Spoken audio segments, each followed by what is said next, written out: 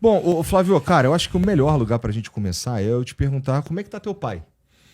Cara, na verdade, a gente não tem muita informação em tempo real, porque o tratamento que tem sido dado a ele não se dá nem a traficante de drogas, chefe de facção criminosa.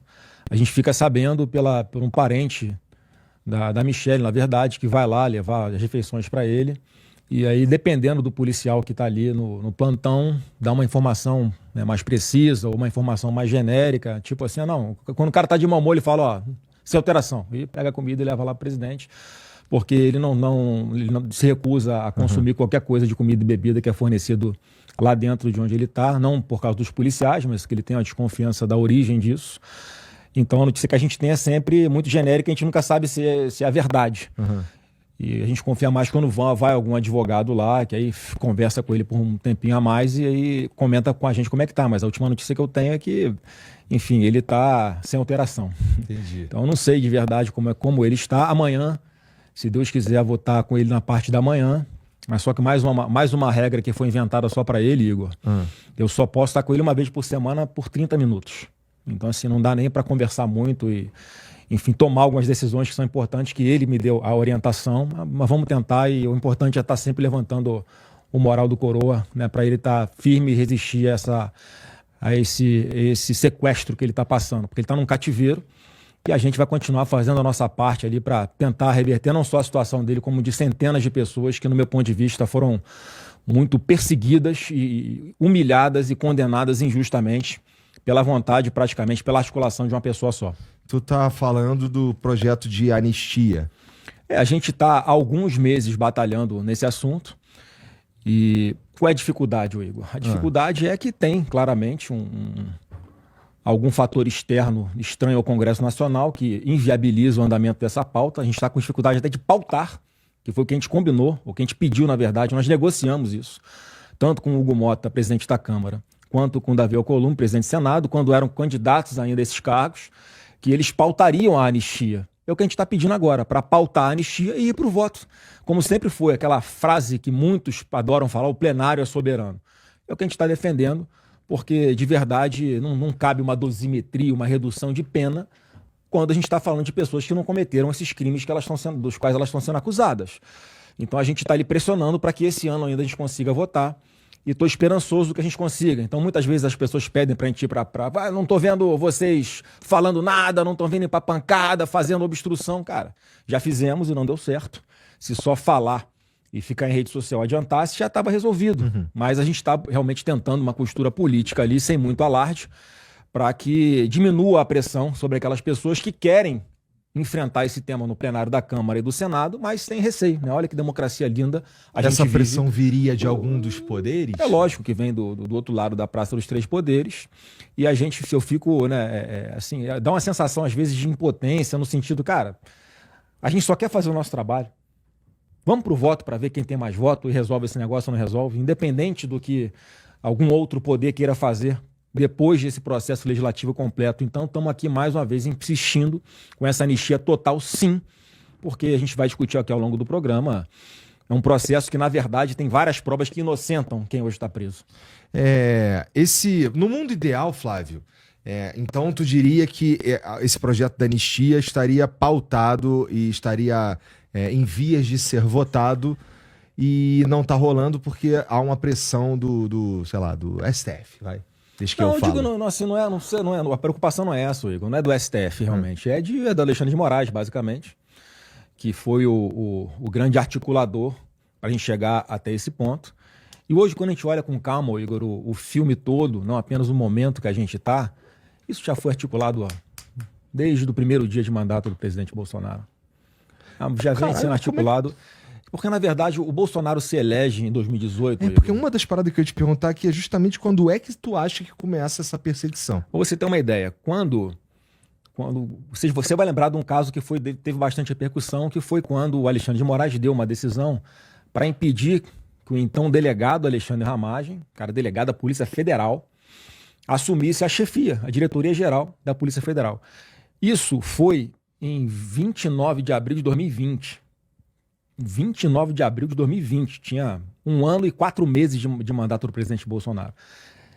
Numa canetada, ele simplesmente falou: não, ele está sendo colocado lá porque ele é amigo dos filhos do presidente e vai ser um cara que vai ser parcial, não vai fazer um trabalho independente. Pô, eu nem conhecia o Ramagem direito. O Ramagem se aproximou do meu pai em 2018, quando a Polícia Federal escolhe a equipe que vai fazer a escolta do candidato a presidente da República. Nunca soube da existência de Ramagem na minha vida. Ele não era deputado, era um delegado.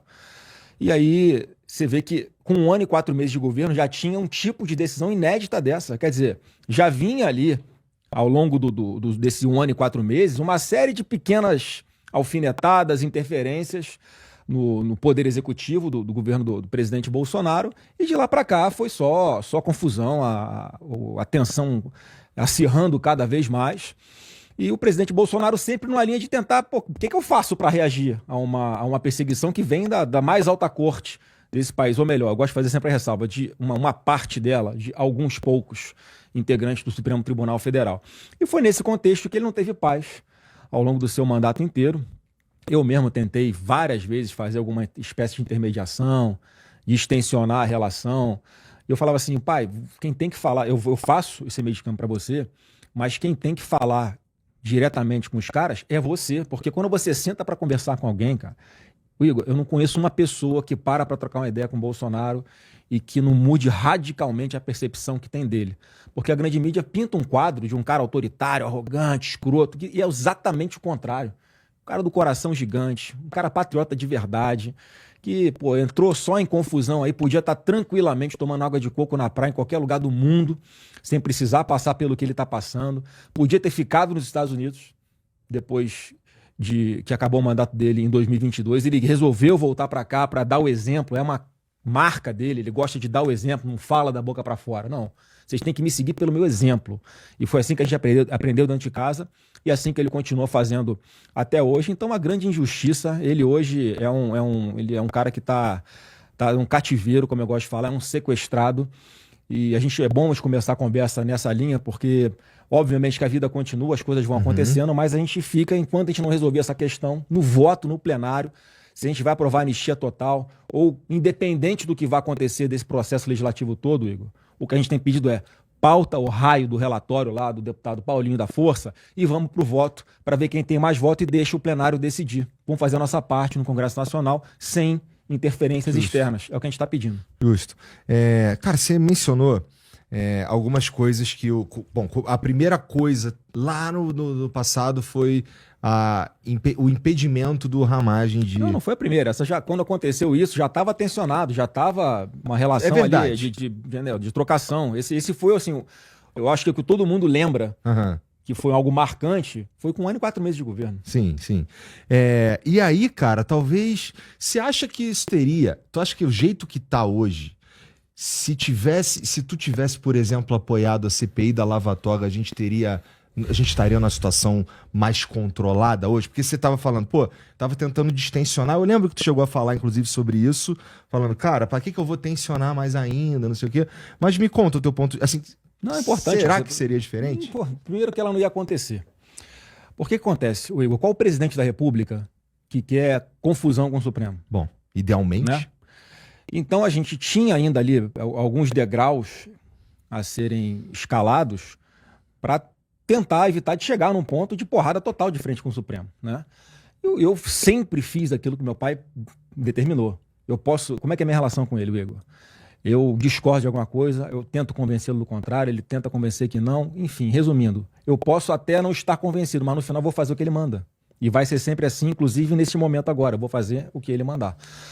Então, assim, essa CPI da Lava Toga, a gente naquela época já não tinha maioria no Senado. Né? Depois veio a CPMI da Covid, você viu que show de horrores que foi, um palco político, uma disputa política total, a gente sem os votos necessários para trazer a verdade para dentro da CPMI. E a gente está falando do momento de CPI de Lava Toga, que era anterior a esse ainda. Você imagina, quem ia ser o presidente da CPI, a Soraya Tronic? Quem ia ser o relator, o Randolfo Rodrigues? É essa CPI que as pessoas ficam cobrando que fosse dar algum resultado para botar lá sentado no banco dos réus ali na CPI o Alexandre de Moraes? Qual a chance real disso acontecer? E ainda que isso acontecesse, qual seria o resultado prático disso? Cara, era capaz do PT entrar com habeas corpus no Supremo e fechar a CPI e dizendo que eles estão defendendo a democracia e a gente querendo causar confusão institucional. Então, assim, o mundo real ali dentro da política que a gente conhece, eu sei que eu não tenho cara, mas eu tô indo para 23 anos de política já. Eu tô nessa seara desde que eu tenho 21 anos de idade como deputado no Rio de Janeiro. Então a gente aprende um pouquinho como é que funciona a realidade. Então esse é um falso argumento, é uma falácia das pessoas que estavam defendendo essa CPMI como se fosse solucionar todos os problemas. Não ia solucionar, ia agravar mais a situação. Você vê quem estava apoiando. Né, o senador, o que faleceu aqui de São Paulo, o Major Olímpio. Uhum. Cara, o Major Olímpio estava defendendo. Um cara que se elegeu em cima dos votos do Bolsonaro, teve 9 milhões e um caminhão de votos. Estava em 4º lugar há 10 dias da eleição. O Bolsonaro começa a fazer lives com ele. Esse cara elege o Major Olímpio. E o cara, com pouquíssimas semanas de governo, já virou oposição, porque tinha pedido algumas coisas não republicanas pro meu pai não deu. Ele ficou puto e virou oposição. Quer dizer, essas pessoas é que iam fazer ali travar o combate para defender o governo Bolsonaro dessas interferências do Supremo.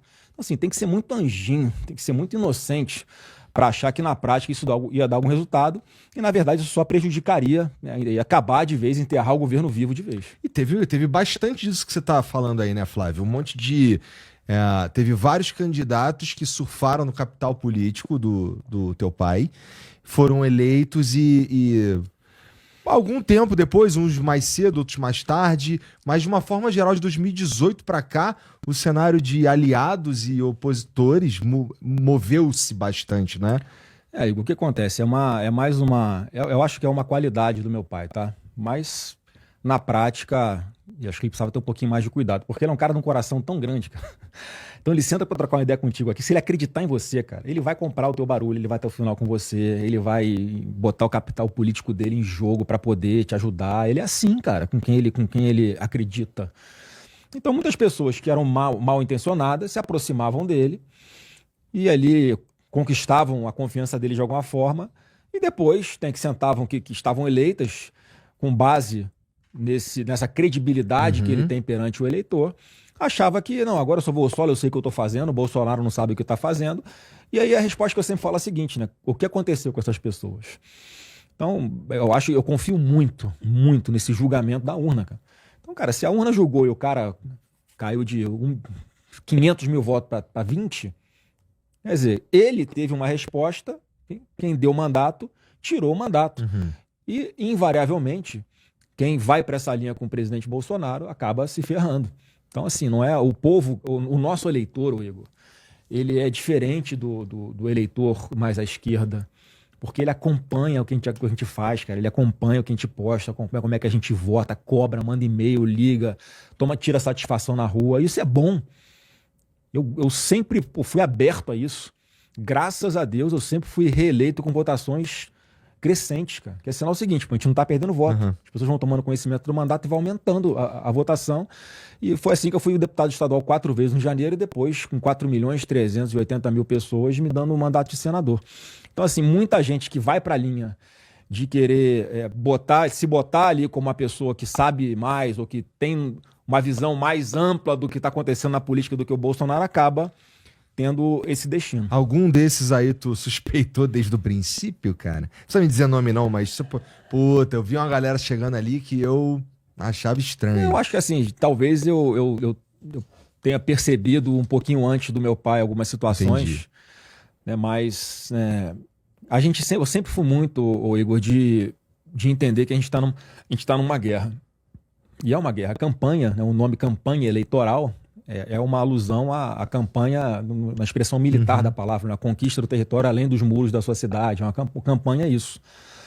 E nesse conceito, eu olho um cara que tem como o inimigo o mesmo que o meu. Então você tem um inimigo, eu também tenho o mesmo. Cara, vamos ser um aliado nesse momento, depois a gente quebra o pau e vê o que acontece. Então eu sempre tive essa leitura e isso sempre influenciou muito minhas decisões dentro da política. E isso, obviamente, depois que a gente consegue vencer uma guerra, aí quando vai ver o que acontece depois, como é que vai ficar a relação, o cara resolve tomar um rumo, eu resolvo tomar outro, e aí o povo é que julga, né? Quem é que estava do lado, quem foi que caminhou para o lado certo depois da guerra, né? Então, mais uma vez, cara, é o povo que vai resolver isso aí, e é o que a gente sempre pede, cara. Tem que estar o Bolsonaro na urna contra, né, o Lula nesse momento, para o povo decidir.